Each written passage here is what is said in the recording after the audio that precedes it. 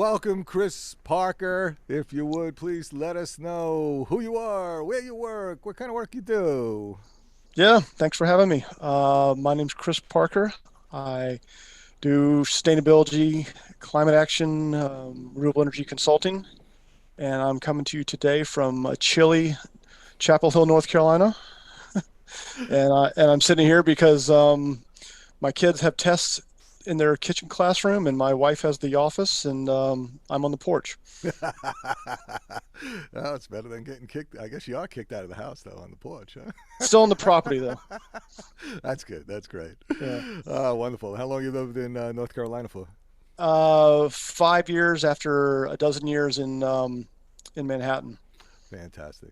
Yeah. And we ask if you might want to start off if you have an inspirational quote that you'd like to share with folks that just help set the mindset.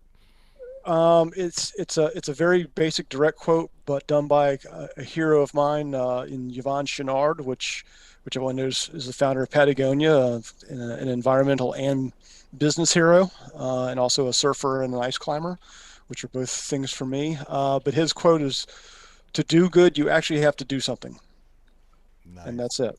To do good, you actually got to do Actually have something. to do something, Wow. and sometimes people think they're doing something by being vocal or doing something online or signing a petition, but that's not always really action. Okay. Outstanding. Here we go. So, why did you move into clean energy, Chris? What was your motivation? I've always been, for lack of a better word, a tree hugger. And not only that, I was a tree hugger working on a Wall Street trading desk that also focused on fossil fuels. And um, I just kept seeing where the world was moving, and originally got into clean energy for environmental and climate change issues, which is a personal passion. But after time, it became clear that it was really business opportunity, that the energy world, the business world, was eventually going to go through a transformation from fossil fuel to renewable clean energy, and there's um, really a business decision, on top of the personal climate and environmental motivations for it. Outstanding. And what kind of clean energy investments do you urge your clients to think about? Well, my work has been really in two areas. I started off working around ESG portfolio advisory, so I would advise institutional and individual clients around directing or creating portfolios that incorporated environmental, social, and governance aspects to it, which on the environmental part of it was heavily focused on climate action, which usually the tip of that spear is energy. And um, it was a lot of education on getting people to think about where the energy world was going, why that was going to make money. And sometimes it was a matter of why they need to literally transfer their invested dollars from traditional fossil fuel holdings to, um, solar, wind, other technologies. And I had one story of a particular client whose largest single holding was ExxonMobil. And about 4 years ago, I went through a long process of convincing him that they just needed to sell it because it was not a good investment anymore. And I used terms like stranded assets and um, climate liability and blah blah blah blah blah. And eventually they sold it all and transferred some of that money to a more cleaner portfolio. And financially, it's worked out great because ExxonMobil has done nothing but go down for 4 years because, well, we all kind of know their story. Yeah, they lost like 80% of their value, right? Yeah, one time Exxon was the most valuable company in the world, and they've had a huge demise, and it's really been their own doing, and not just because of what kind of business they are, but just they've fought the future and they've fought reality for a long time, and now it's financially hurting them and their shareholders. Um, so I did that work for a long time, and more recently and currently, the advisory work is around helping companies think about how to transfer their operations towards using clean energy in their business aspect. Great. So, what do you see are the forces that are driving the investments in clean energy, and how big are ESG and clean energy investment markets? Yeah. Um, what's driving it is what's driving it is really corporate action, and that's coming from really I'll put it into three categories. Corporations are getting forced by their customers, by their own employees, by their shareholders to um, change the way they do business, to um, integrate climate action into daily operations and long-term strategy. And a company today can either do this proactively and by choice, or they can have it done to them by the marketplace. And as far as the ESG investing world, today it's about $17 trillion are in funds and investments that are ESG or sustainable, and that's about a third of the overall U.S. investment market, and that has increased 42% in just 2 years. Wow. Yeah. So while it's only a third, it's come from, the growth has been exponential. Amazing. And so the three forces. So there's customers, shareholders, and employees all Mm-hmm. pushing to make this happen. Mm-hmm. And then the other side of it, at least in the clean energy world, it seems, is the return on investment is actually really excellent, right? Yeah. Years past, a company may have, gone into a renewable energy project or looked to source renewable energy for their business, more of a corporate social responsibility act, or, something that would have good PR to it. But today it's done with all that, but it's purely financial too. They are saving money, having financial predictability in sourcing clean energy as opposed to being reliant on fossil fuels, and it's also a liability issue too. So they're as they move their operations out of climate damaging fossil fuel business, they're taking away their long-term liability to the world at the same time. So it's reducing risk as well, huh? It's reducing risk, reducing costs, increasing predictability, and if done right, increasing your market share as a business. And also increasing both shareholder and employee happiness with them, eh? Which has its own return. Yeah, excellent, outstanding, nice, nice. So when these companies are now evaluating opportunities and investments, what are how are they evaluating ESG and clean energy versus other opportunities? Just because of those factors that you just mentioned, or Well, ESG is really it's a comprehensive system that um, kind of overlays the whole business really. And I mentioned before, there's environmental aspects, social aspects, governance aspects. Um, ESG is evolving from what was always CSR, or corporate social responsibility. Um, an ESG mandate um, sometimes requires a company to take certain steps to, like address a carbon footprint, for instance. And to do that, a company needs to, either use less energy or use energy that doesn't emit. And so they've got to find the most cost-effective way to do that for return. And thankfully, today there's a lot of options. How they do that really depends on what kind of company they are. Something like a bank, which has you know branches all over the country, and data centers and office towers. Their carbon footprint and their options are a lot different than, let's say, an airline whose carbon footprint is burning jet fuel, and they have a different sort of profile, and you can't source energy the same way that something like a bank or manufacturer could. So it really depends on what kind of company they are as far as what they get to look at and what might be feasible. Yeah, and where their current expense profile is, right? So, when I work with my clients, the first thing I always ask is, all right, well, how much are you spending on electricity? How much are you spending on heating? How much are you spending on transportation? And when you Hmm. take a look at those three expense profiles, then you get a sense of where their biggest pain points are and what the largest opportunities may be. And then I think you're exactly right, is it's really a customization thing for every company to look at where they are and what they're doing and how they're currently spending and what their cost impacts are, but then also depending on the utility territory, there are different opportunities in different utilities that different states that make sense more or less. So if you're in a state that let's say Montana, where you're paying 6 cents per kilowatt hour, your opportunities are a lot different than if you're in New York City, where your cost per kilowatt hour is 25 or 30 cents per kilowatt hour. So Yeah. so yeah, yeah, a lot of. So is that what you do? You do a lot of customization with people about where they are and what they can do and where they should go.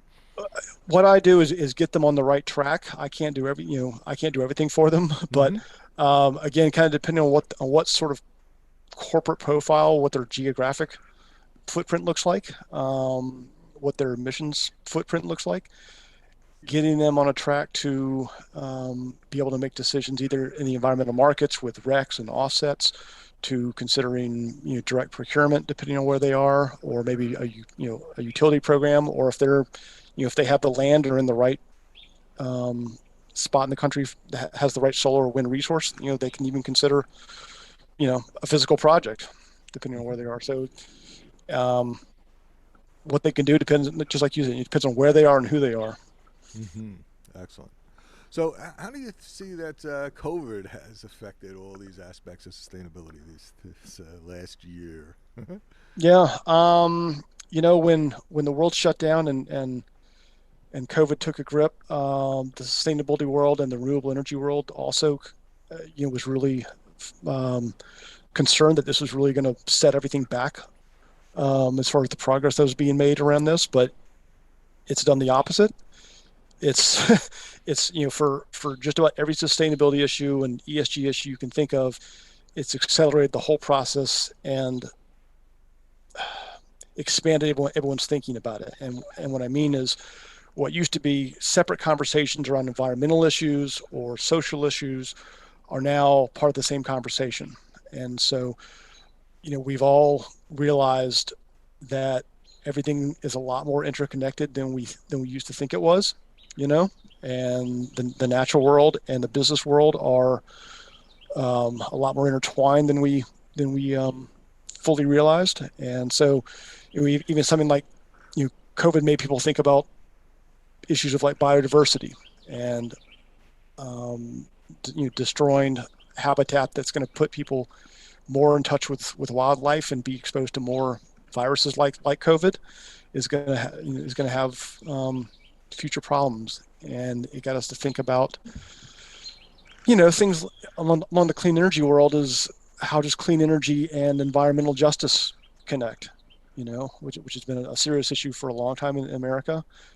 Usually it's people with low income, low education, um, not good health care who live close to the bad power producing spots in the country, and clean energy can help fix some of that. And so, um, to stop rambling about your original question, it's really just kind of expanded everyone's thinking. It's accelerated all the conversations, and it's got everyone to really put the fire under everything to try and figure out as much as we can as fast as we can.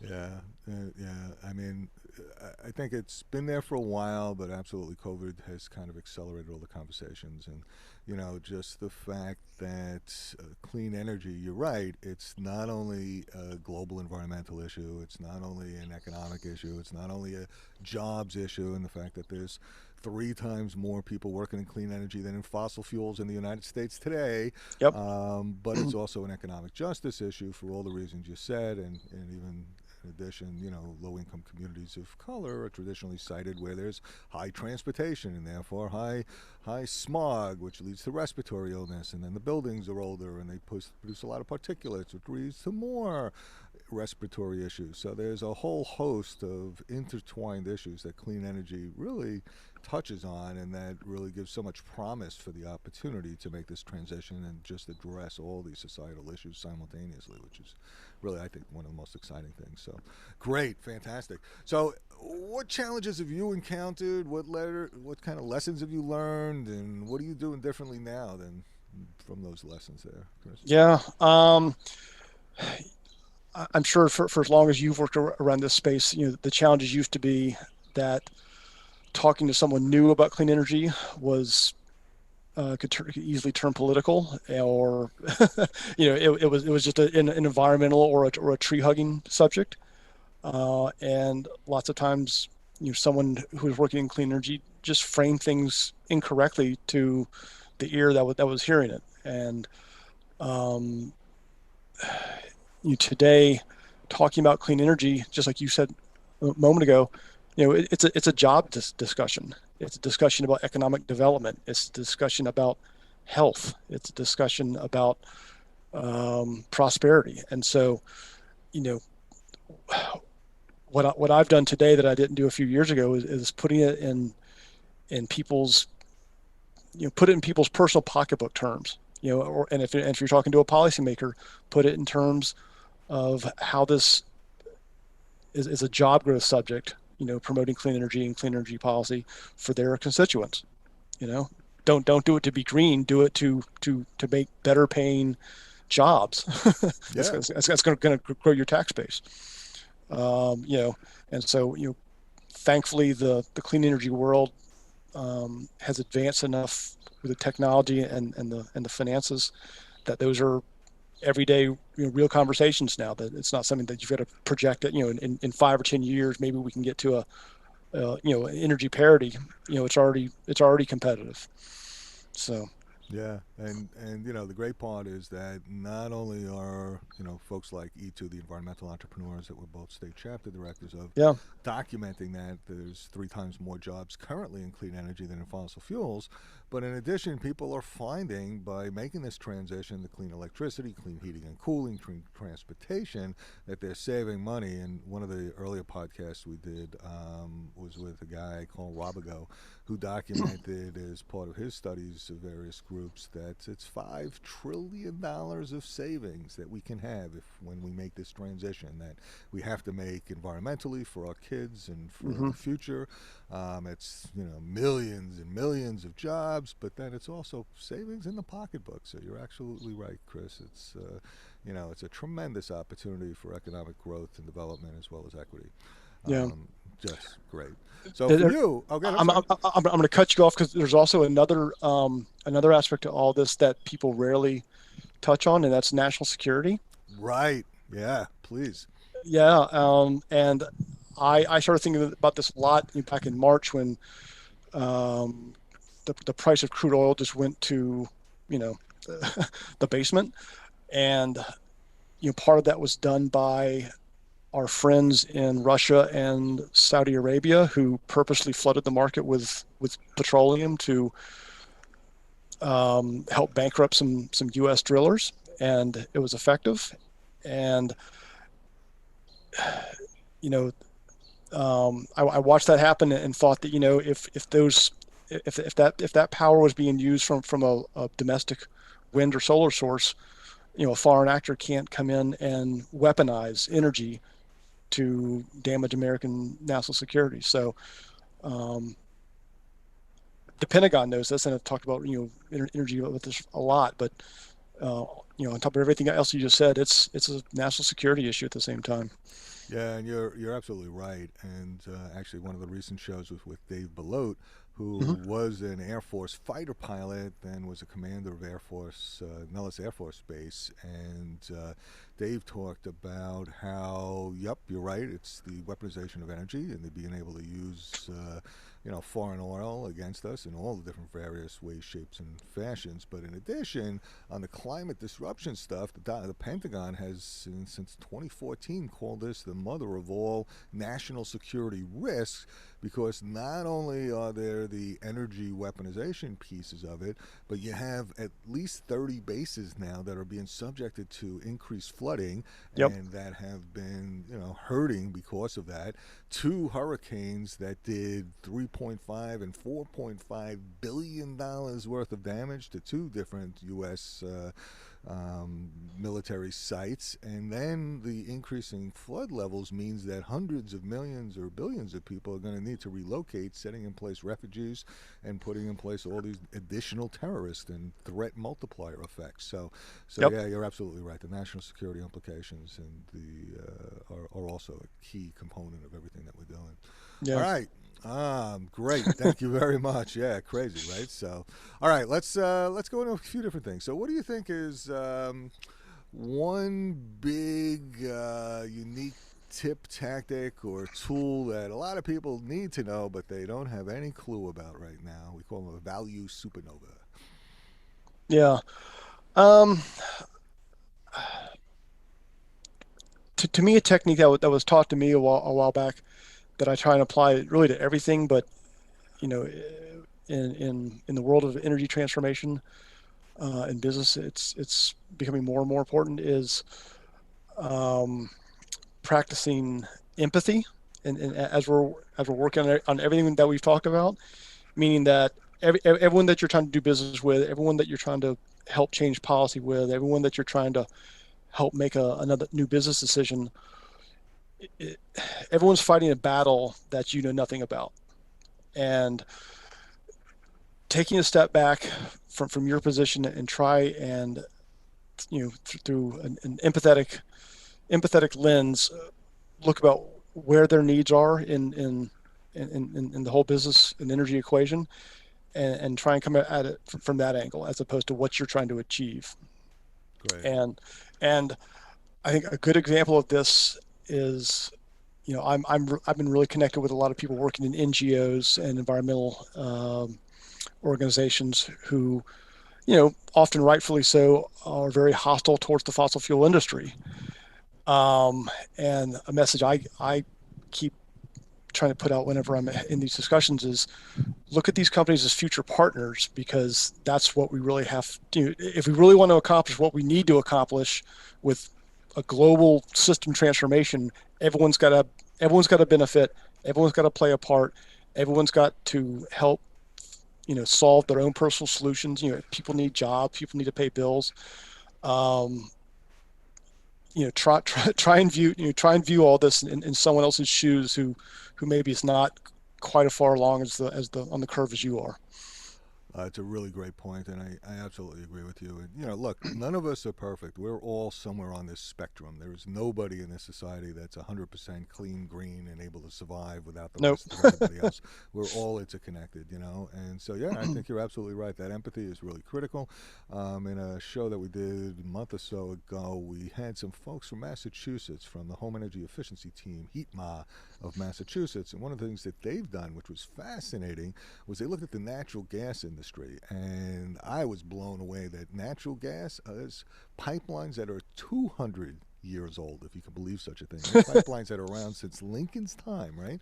So Uh-huh. I knew there were 100 years old ones from last century, but I didn't realize there was stuff as old as 200 years old. And they've documented the massive amounts of leaks, the impact of methane on the climate from those natural gas leaks, the explosions and the impacts on communities from all these different problems. But then what they did is they teamed up actually with the gas distribution companies, because they had real empathy, as you said, with the workers and with the companies, and they realized that natural gas, they got pipelines. The pipelines are the same pipelines that you use for geothermal, and if you could take that same workforce and those same companies and have them build community geothermal wells, now the gas companies can be distributors of heating and cooling, not just natural gas, to homes, and you can help them make that transition to a cleaner, greener, more safe and sustainable society, and not have to have this adversarial role, but instead have an empathetic, joint way of approaching the issue. And I thought that was just brilliant. So, Exactly. yeah, yep, you got Exactly. it, Chris. Thank you so much. It's a wonderful thing.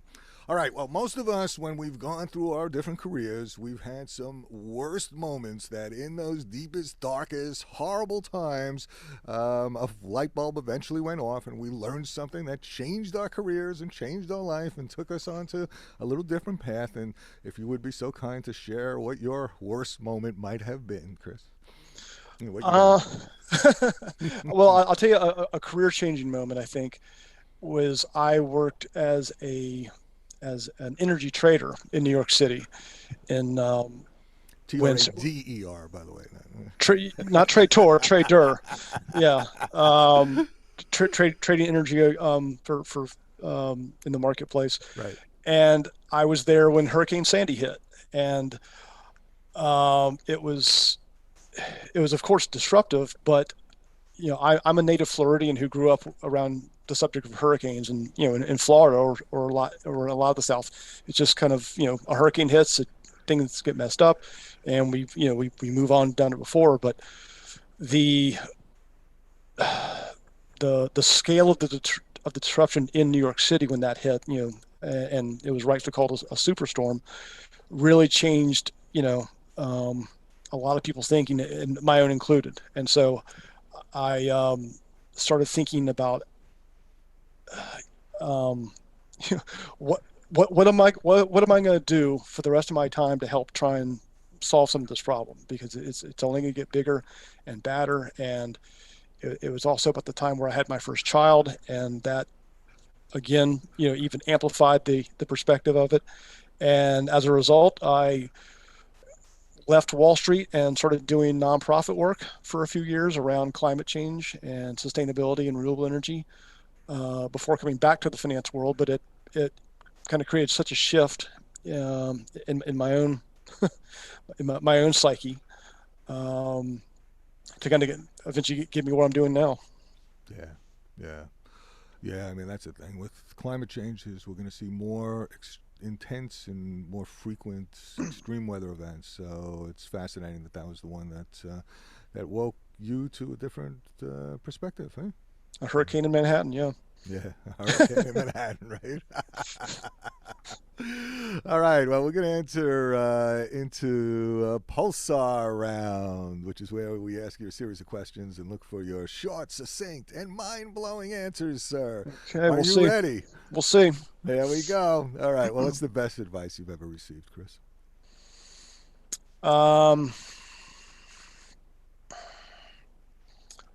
Take a little more time.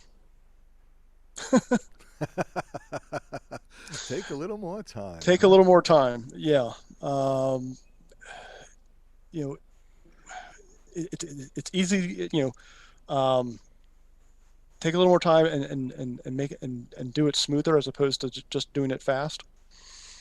All right. Yeah, always good, right? Take a little time and think about and put it together in a way that makes sense. And yeah, does that include taking breaks, by the way, or is it more just how you structure an approach to a problem? Um, sometimes you need a break, but especially being a former trader, I was used to just doing everything, just not thinking it through and using a lot of gut. And as I started doing other kinds of work that was involved a lot more people and a lot more levels of strategy, that didn't work anymore. So I needed to learn to step back and take a little bit more time before trying to make a decision or taking an action. Okay. Great. No, that makes sense. Awesome. All right. Yeah. What are your personal habits that contributes to your success? I have become, especially this past year, I've become a huge proponent of the morning routine, meaning that I have try and structure a daily morning routine that's basic, but really kind of sets the stage for the whole day. And I actually took a footprint for this from a gentleman named Mark Devine, who's an ex-Navy SEAL who does a lot of leadership training. And he has a morning mantra that you say to kind of get yourself in the right frame of mind. Taking a huge glass of water the first thing when you get up, doing some breathing work, focusing on what you want to do for the day, as opposed to just getting up and kind of meandering into it. And so I try and get up a little bit early, before the kids and before the dogs, to get just 20 minutes of kind of focus. And I've noticed that when I don't get that kind of planned routine in the morning, the whole day is a little bit more disruptive. And one step further, I've learned that the morning routine really starts the night before. So when and how I go to bed, and if I have another half a bourbon or so a little bit too late, the morning routine gets messed up, and then the whole day gets messed up a little bit. So a productive morning routine starts the night before. Outstanding. All right, an internet resource that you'd like to share with people. Yeah, something that has always benefited me is looking at non-U.S. news services and sites because, especially in the U.S., you know, the polarization of news, the bias of news one way or the other. Um, I've learned that whenever I'm trying to look at, a global issue, a business issue, doing a scan of non-U.S. Um, news services has been always a big. It's always been productive, and it gives a lot more perspective, and lets me look at things a little bit more calmly. Look at the Canadian Broadcasting Company, look at the BBC, look at the Japan Times, look at New Zealand or South Africa. What I do is I have like it varies, but around 10 main services, and we'll scan through to see what the world is talking about outside you know the U.S. news cycle, and um, that's always been a big help whenever I go and do that. Yeah, and it's amazing we can do that these days, right? So it's Yeah, I you have mean, to wait for a paper to come from Japan or New Zealand or whatever else. It's yeah, instantaneous. So I can check it real time, and see what my country's really doing, as opposed to what what the news is what telling it you, seems like it's doing, right? depending on where you're looking. Yeah. Yeah, yeah. What's the hot topic of the day? The fad of the day, eh? So yeah, that's a really great point. Awesome, fantastic. All right, is there a book you'd recommend to people? Particular one? A great book that I finished recently called Reimagining Capitalism. Mm, I think it's called Reimagining Capitalism: A World on Fire by a Harvard professor, Rebecca Henderson, I think. okay. And it's really some great thinking and examples about um, how capitalism works, but doesn't work great for everything.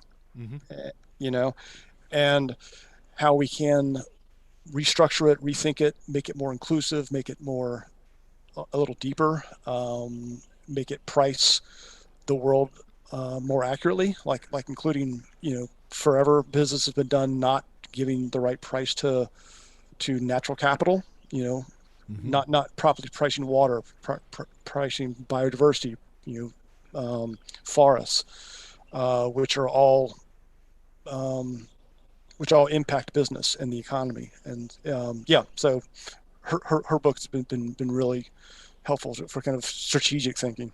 Excellent. Chris, if you had a magic wand and you could wave it and change one thing for everybody in the world, what might it be? To let them go for a year and live in another culture, Nice. and give some or at least spend time deeply entrenched in a culture that's much different than their own. Uh I huh. think I think I think come back to what they work on, and where Mm-hmm. they live, Mm-hmm. and I would think that um, a lot of good results would get done out of actions like that. Yeah, a lot of misunderstanding just because people never get to meet each other, right? So great idea. I like Yeah, it. kind of philosophical, but No, it's great. It's awesome. All right. So we call this one WTF or F: Weather Time Fudge, an extreme weather event that you lived through and the impact, and tell the story, or Weather Time Fun, the most fun you've ever had and the type of weather it was.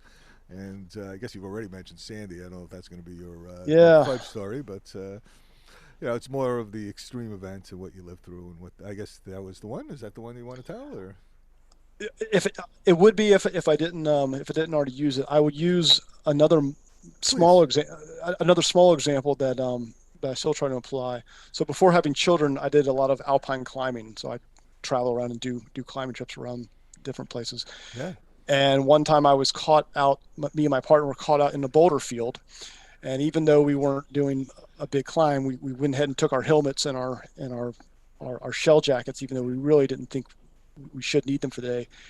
And we got caught in the most hellish, violent hailstorm with no cover whatsoever, and for about 20 minutes of hail like this just being Wow. pounded on us.